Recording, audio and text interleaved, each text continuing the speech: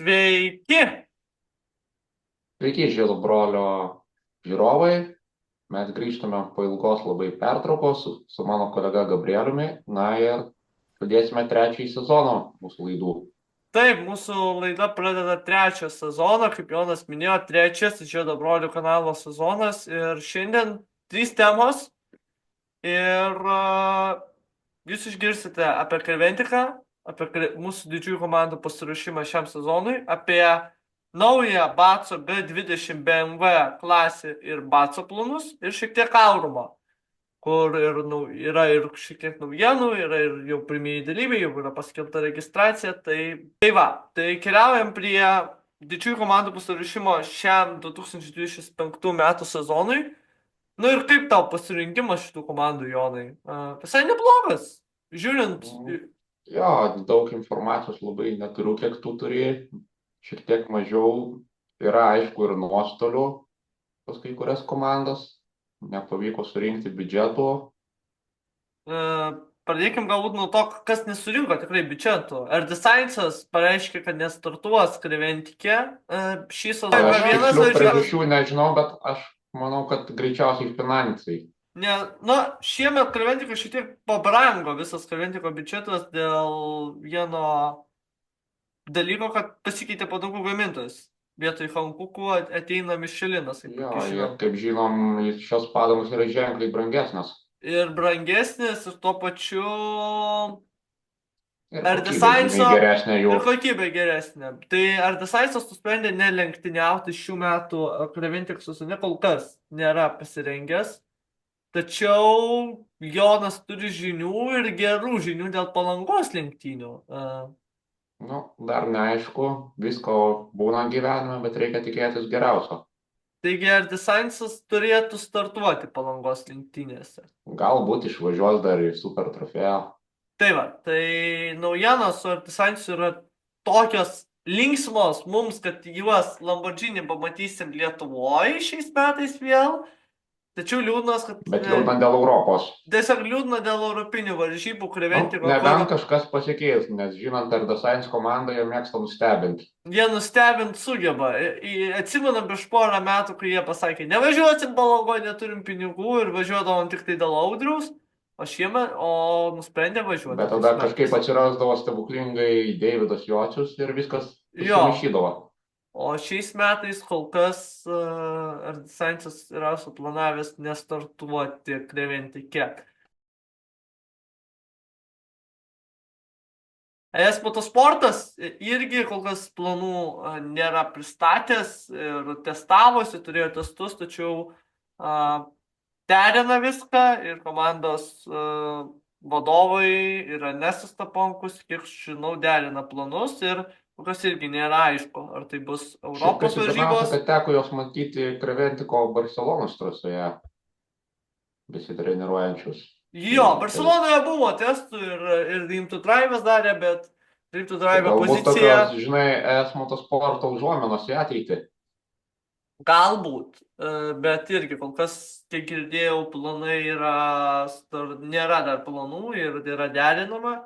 Ten buvo ir Dianas Arauvas, tas, kuris startavo Baco etape. Nežinia, kokie bus jų planai, nes praeitais metais, irgi jiems reikėtų jau važiuoti stipresnį lygoje. Mes turbūt suprantam, kad Bace, kur važiuoja, Stasiukynai, važiuoja Justas Simaška, kuris jau yra apsisprendęs šiais metais grįžti vėl į ralio, negrįžti, bet visą sezoną važiuoti ralio varžybas, irgi pasitrauks, tai lietuvių laisvų nėra, o Bacas, mes žinom, kad tik tai sprintas vyksta, ilgų nuotolių varžybų nėra, tai jie turėtų tikrai startuoti Europą, jeigu surinks, aišku, reikiamą biudžetą, nes šiuo metu biudžetas irgi nuopolių. Dream to Drive'as irgi turi planų važiuoti Europos Porsche serijoje, bet tai, man atrodo, toje pačioje centrinės Europos, kur pernai ir Eduardas Klepekas visus nustebino ir laimėjo ir Beneliuxo čempionate. Ir taip pat turbūt ir Porsche Baltic komanda, tačiau, kiek Robertas Kupčikas sakė, nuo lenktynių Mugello trasoje labai daug priklausys. Tai keliaujam turbūt prie Klementiko, pirmojo etapo Mugello trasoje. Jeigu pernai mes turėjome 4 Lietuvos komandas, pernai atstovavo Juta, pernai atstovavo Porsche Baltikas, pernai atstovavo Designsas ir pernai atstovavo Algio Ledas Rido Aldero komanda, šiemet atstovauja tik tai 2 komandos - Porsche Baltikas ir Juta. Ir Jo, kol sudėtis. kas turim tik 2. Jo, mes turime tik tai 2 komandas ir RD Sciencas, atsiprašau, Juta startuoja labai įdomią sudėtim. Jūs matot Arūną Gečiauską, kurį, na, visi mes žinome, greitas sportininkas, vis dar esantis Nemuno žiedo trasos automobilių rekordininkas. Pernai niekas taip ir nepagerino rekordo, nors ir trasa jau yra atnaujinta šiek tiek. Ir matome Timą Müllerį ir Nikolą Mičiulionį, žmonės, kurie startavo Jo, praeitą puikiai sezoną mums su pažįstami. Erdescience'u. Su Erdescience'u. Man įdomu, koks bus Timo ir Nikolos greičiai prie Audi. Vis tiek kitas automobilis, kita komanda. Bet taip pat žmonės vis tiek, aš manau, kad bendravimas tarp jų vyksta ir... Man bus labai įdomu iš tikrųjų pamatyti. Na, Nikolo man labiau prognozuojamas, jis tikrai yra greitas, labiau vat, dėl Timo, kokį jis tempą demonstruot bus įdomu pažiūrėti. Tai vat, ir jie startuoja GT3 AM klasį, beje, Juta turi 2 sudėtis ir 3 automobilius, tai važiuoja Jutos komanda, viena komanda į Nürburgringą. Tiesiog sudėties, kiek teko bendrauti su Jonu Gelžiniu, nepavyko sužinoti. Ir ta komanda važiuos visą NLS čempionatą ir bandys prasimušti dar sykį į 24 valandų Nürburgringo žaliojo pragaro lenktynės. Tuo tarpu varžovai Jutos šiose lenktynėse yra Britų komanda su 3 sportininkais, kurie turi dėja labai liūdną teroristinės šalies lenktynininkų statusą, tik tai važiuoja už kitas šalis. Italai MP Racing su Mercedesu, Herhand Racing by Speed Factory Racing, SPS Performance su Mersu ir Hafo Racing komanda šveicarai su irgi Mercedesu. 3 Mersai, Jo, bet 3 jeigu AMG ir visą 2 GT3 klasę, tai turėsim labai daug Mercedesų Ferrari. ir Ferrarių. Tai Ferrarių net 3 automobiliai iš Čekijos, iš JAV, iš Kisel Racingai, kurie visada būna greiti.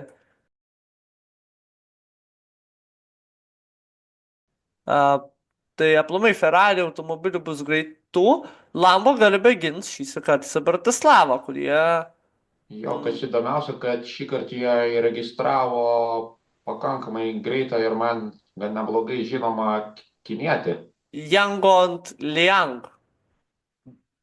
Jo, greitas vyrukas, bus įdomu irgi pažiūrėti, kaip jiems Su Evo prie versija, Lambo. tarp kito, jie startuoja ir man įdomus klausimas, Jonai, prieš filmavimą tu kalbėjai, kad ir Designsas norėtų turėti tokią pačią versiją kaip ir RC Bratislava.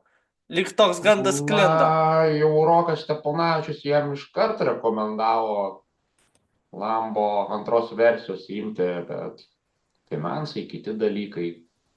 Patys Jūs ir- matėm praeitais metais Palangoje, kad pirminiai versijoje, būkim bėdni, bet teisingi, trūko labai greičio. Tai vat, o Porsche Baltikas startuojas 992 AM klasėje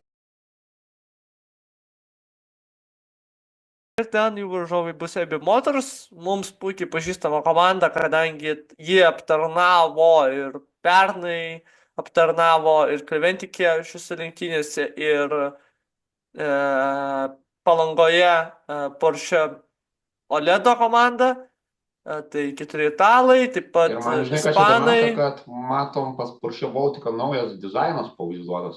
Jo, ir matom šiek tiek naują veidą, Audrių Pikti, kuris startuos, Robertas Kupčikas ir Tautvydas Sadokas visiems puikiai pažįstami. Gera pavardė, įdomu, ar toks pat piktas prie vairo bus. Gerąja Pažiūrės, prasme, aišku. gerąja prasme. Na, mes matome taip pat ir komandas iš įvairių šalių. Na, aišku, 992 klasė yra labai stipri. Pažįstamų veidų lik ir Turime, nelabai matom. turime ir Valterį Ai, turime Zviedrį. Valterį. Valterį ir Martiną Rumpą, jie važiuoja Mulcher Motorsport komandoje ir Valteris yra, kaip girdėjau, važiuos irgi visą čempionatą, taigi bus irgi įdomu pastebėti. Taip O, pat yra Tomas Karonelis taip pat yra. ir Tomas Karolėlis legendinis, beje, jeigu atsimenam, praeitais metais važiavo Sebastianas Loebas.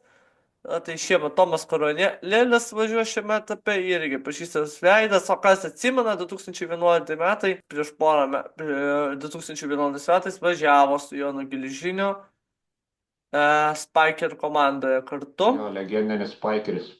Legendinė komanda. Taip pat yra 4 GT4 automobiliai ir taip pat yra TCTX klasės BMW M3 E46. TCTX jo yra ir Vortexai, ir 1.1 Racing Atsirado naujas automobilis. iš Unity. Tai yra GTX, tai yra prototipų, realiai galima vadinti Jo, klasę. čia man atrodo, ar ne Mustangas yra kaip VR, PRS Racing Adventures. VRS Racing jo komandos.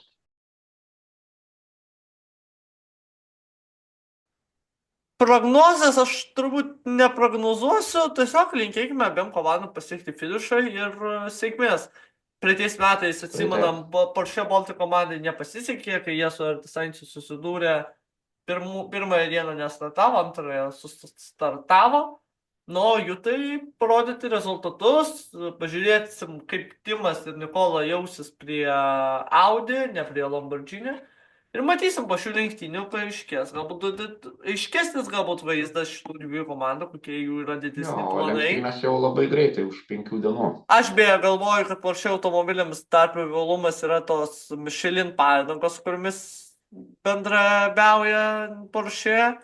Ir manau, kad irgi didelis privalumas. Nu ir matysim, čempionatas šiemet, kaip ir rašiau Facebook'e, yra visai ilgas, 5 etapai, atsiprašau. Mugello, Spa, Misano, Paulo Ricardo trasa Prancūzijoje ir Barcelona. Tai iš viso 5 lenktynės. Ir toks čempionatas. Pažiūrėsim, praeitais metais pirmosios etapuose visai neblogai sekėsi mūsų komandom. Atsiminkim, ir Misano trasoje antrą vietą Jūta iškovojo ir buvo labai neblogi rezultatai Spa trasoje ir Mugello trasoje.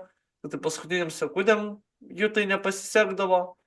Tai tikimės, kad ir šiemet Lietuvos komandas lydės Creventikė didelė sėkmė, ne tik ir galbūt sezono vidury padaugės tų komandų skaičius. Galbūt ir Sainsas turės biudžetą, galbūt į vienas varžybas išvažiuos Algio Ledas.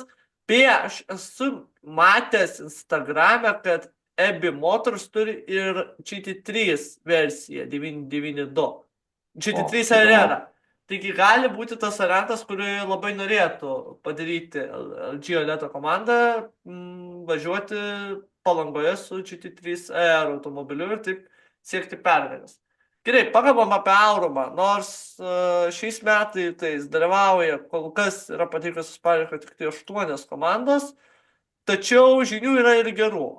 Prisijungus tom 3 komandom plus Algio Ledo Rimo Aldera komandai bus dar daugiau komandų, 12.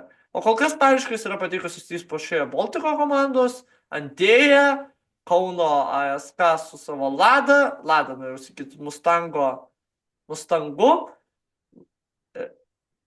GT4 atstovai Baltic Karting Academy, Porsche Latvijos komanda ir dar viena ekipa. Tai va. Viena komanda tiesa dingo, turėjom 9. Jo, kažkodėl buvo 9, bet kažkodėl 8. Jonai, kažkaip tu šiandien bendravai su keliom komandom, kurios pernai gerai pasirodė ir kokie jų planai. Mes beje nematom dar ir Motukaičio, nežinom, kokie jų planai. Kad dabar matai tą situaciją tokia labai įtempta, Pasaulyje. nežinia, visi čia, kaip sakyt, kariauja, neaišku, kaip čia pas mus bus. Tai matysim, jau panašią situaciją esam turėję su pandemijom, praeitais metais visi bijojom, bet galiausiai lieka keli mėnesiai ir tų komandų susirenka. Paprasčiausiai, kai kurios komandos galbūt ieško galingesnių automobilių. Aišku, nestabili finansinė situacija, mes tu teisingai sakėjai dėl karo situacija Ukrainoje. Tai irgi daug liečia ir mūsų komandų biudžetus, nes, na, didelė Būtent parama, bet aš manau, darosi kad sunkiau susidarys. surinkti rėmėjus. Susidarys tas finansinis biudžetas, nes mes manau, kad tikrai susirinks. Tai yra, pridėkime tas 4 komandas, kurias aš paminėjau. Tai yra 2 Audi, Artisans ir Imo komanda, tai jau iš viso 12. Nežinia, gal Aš manau, Matukaitis kad važiuos. tas pats ES motosportas norės grįžti. AS dar Motosportas, galbūt Matukaitis galbūt šiais metais važiuos jau ne už Jutos komandą, o važiuos su savo automobiliu. Tai va, susidarys jau 14 komandų. Juta turi 3 automobilį Audi, tai galbūt 15. Nu, ir... Manau, jeigu kokį 30 surinksim, bus labai gerai. Na, 30 būtų sunkoka dabar, bet aš manau, kad jeigu surinktume net ir tos 25 arba 20 automobilių. Turėjom palaukti 20. Palauk, 20. Praeitais metais 20 komandų buvo. 20. Tai jeigu bus 20 komandų, tai bus puikus rezultatas. O Aurimas šiemet vyks, pasižymėkit, kas nesat pasižymė, Liepos 16-19 dienomis. Na tai nežinom, kad Darius dar galvoja dėl Padangų, nes jeigu jungs irgi Mišeliną, tai dar sumažins dalyvių skaičių dėl pabrangimo. Na, kol kas logotipai yra parašyta Aurim 1006 km, Aurim be Hanko. Jo, bet kol kas Darius neskelbia, kad planuoja keisti Padangas. Kol kas vienintelė naujiena tai yra dėl safety caro, kad šiais metais safety caras ir artimiausius 5 metus turi būti Hyundai automobiliai. Tai vat, tu beje bendrauji su žmogum, kuris šiemet raliui nusipirko Hyundai, Rokas Steponavičių. Jis, kiek suprantu, neplanuoja šiais metais startuoti lenktynėse. Kol kas ne. Taip, Rokas Steponavičius pernais metais nestartavo, buvo mechanikas, tačiau jo komanda startavo. Galbūt išliks bendradarbiavimas su RD Science kaip praeitais metais. Kas žino. Nežinia. Rokas Steponavičius dabar visą dėmesį koncentruoja į Larčą ir ten tikrai turėtų būti labai įdomi Kaip kova. ir pats sakė, jam Aurimas, neįdomu. Mes be daugelį komandų turim, kurios kol kas nėra apsisprendusios ir man supranta, Palanga daugelį komandų kainuoja ir labai stipriai. Bet dėl Palangos, dėl žiūrovų, dėl to, kad yra vienintelės lenktynės mūsų šalyje ir aplamai Šiaip reikia palaukti vasaros, aš manau, labiau, gal net ne vasaros, po Velykų gal suaktyvės. Birželio mėnesį. Tai vat. O kalbant apie Bacą, tai Bacas tampa, mano nuomonė, sprinto čempionatu. Jau galim užmiršti visus tuos 4-6 valandų varžybas. Gal vienas kitas galėtų įvykti etapas sujungus, bet jau endurance galima pamiršti. Kaip ir sakiau, čia yra įsisenėjusi bėda, kad neprijungiama Norvegija, Švedija, Danija. Gerai, yra prijungiama šiuo metu Lenkija, kas yra labai smagu. Taip, praeitais metais sprinto čempionatas buvo labai įdomus. BAC 325 klasėje užtikrintai pirmavo Ričardas Šubeckis, kuris, kiek girdėjau, šiemet neplanuoja dalyvauti varžybose. Buvo įdomi kova ir dėl antros, ir dėl trečios vietos. Ten Kiršis varžėsi, Mištautas Urbanavičius, kuris beje šiais metais sėda į Džinetą, kurią nusipirko būtent iš GSR motosporto ir ten sakė, ruošia gerą pasirodymą, pamatysim, kaip jiems seksis. Ir planai, šių metų sezonas turėtų būti įdomus dėl to, kad atsiranda nauja klasė, K20.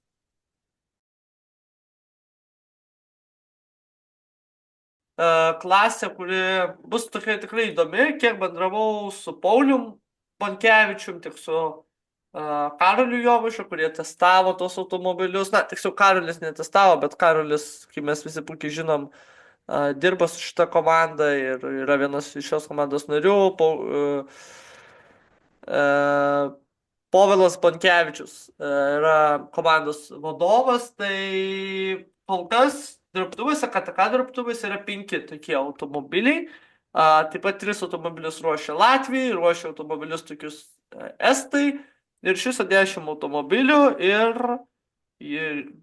gali netgi būti greitesnis automobiliai. Šitie automobiliai yra greitesni negu BMW 325, greiti, dinamiški ir klasė, kuri gali tarnauti 10 metų, kaip jie patys sako. Ir beje, planuojamas, jeigu lyginant 325, lyginant K20, tai kiek sako Povilas, 2-3 sekundės į ratą pranašumas. Taigi, gali būti svoris, bet yra vienas minusas. Kaštai yra brangesni. Tačiau mes žinome, kad tų klasių, sprinto mono klasių labai daug didėja. Lietuvos čempionatas atsiranda, jau ir pernai vyko Turbo Trophy klasė, kuri ir šiemet vyks, kurios biudžetas irgi nėra didelis, tai sezonui sustartuoti paprastam žmogui už 20 000 eurų, 15-20 000 eurų paruošti tokį automobilį yra labai lengva. Ir Bacas labai smagu, bent kiek skelbia Baco organizatoriai, 2 etapai vyks Kačerginėj šiais metais. Tai irgi labai smagu. O pirmas posūkis yra šiemet sutvarkytas, šiaip tai visai gerai, praktiškai nebėra didesnių nelygumų, tik tai nelygumų, tai Kačerginė dar vienam sezonui paruošta. Norėtųsi, kad dar pakeistų kerbus, jeigu suspėtų Nemuno žiedo žmonės, nes jeigu pavyktų jiems pakeisti kerbus vadinamuosius, tai ten, kur pirmas posūkis, tai būtų labai smagu. Aišku, mes visi laukiam nekantriai, kaip pasibaigs tie klausimai su techniniu projektu ir galės pajudėti dar sparčiau tą rekonstrukciją. Pagyvensim, pamatysim. Na, o Bace be lenktynių Kaune 2, planuojamas lenktynės Rygoje, kurios vyks beje su Lenkijos čempionatu dar kartą. Smagu, jeigu kalbam apie šiaurės šalis, tai bent su Lenkija, koks yra bendradarbiavimas šiuo metu, tai yra labai smagu. 2 lenktynės buvo ir praeitą sezoną, vienas lenktynės Rygoje, vienas lenktynės Pernai, vienas Poznanį, šiemet vienas lenktynės Rygoje, kitos vėl Poznanį. Tokie mainai, ir jeigu tai būtų ilgalaikis bendradarbiavimas, galbūt kažkada, kai jau turėsim normalią trasą, Lenkijos čempionatas atvažiuos į Lietuvą. Bet man gaila, kad Suomijos netekom. Tam buvo visai įdomios lenktynas, jeigu atsimeni seniau. Jo, Mustangai ir panašiai. O šiaip bus ir lenktynės Partnų, galės komandos pasitikrinti prieš Auromą. Labai norėtųsi pamatyti šiais metais su Aurome Arturą su Flash Racingu, jeigu pavyktų, su Lambo. O tada būtų įdomi kova, tarp Verdesaitį ir Latvių. Kas tada vyktų? Matysim, kol kas sezonas. Man atrodo, netgi tas Lambo yra naujesnis, jeigu Jo, naujesnis, tai tikrai laukia įdomus žiedinių lenktynių sezonas. Žinai, turint tokį automobilį ir niekur nevažiuoti, būtų kažkaip neteisinga. Keista, Bace, kur Bace, kur nėra konkurencijos, nėra konkurencijos, kai ES važiuoja nestipriausias sudėtim praeitais metais, tą mes pamatėm. Tai tikėkime, kad šiemet Bace bus ta konkurencija, kad konkurencija bus krevetikė, kad bus tų pinigų komandos. Aplamai tiek Estijoje, tiek Latvijoje, tiek Lietuvoje yra ta problema, nesusidaro konkurencija apart Palangos, ir tau lieka tik tai Europa. Taip, bet reikia suprasti, kad orientuojamės šiuo metu Baltijos šaliuose į tas 3 trasas. Turbo Trophy Lietuva ir BMW 325 ir G20 klasės Baltijos čempionate. Ir taip pat yra BC serija Latvijos čempionate. Tai va, tai tokios takelės, gal kažkada grįžti tie laikai, kai susirinkdavo tūkstančiai sirgalių, lenktynės vykdavo miesto gatvėse, ar vykdavo lenktynės Kačerginėj, jas rodydavo televizija, būdavo labai įdomu, galbūt kažkada bus, bet pagyvensim, pamatysim. Tai va, tai tiek šiandien pirmoje mūsų 3 Žiedo brolių sezono laidoje, spauskit like, subscribinkim ir mes susitiksime po kelių savaičių aptarti Mugello aktualijas, gal kažkas pagerės su Aurumu. Ir lauksim Spa lenktynių jau. Jo. Tai sėkmės, viso geriausio. Viso geriausio.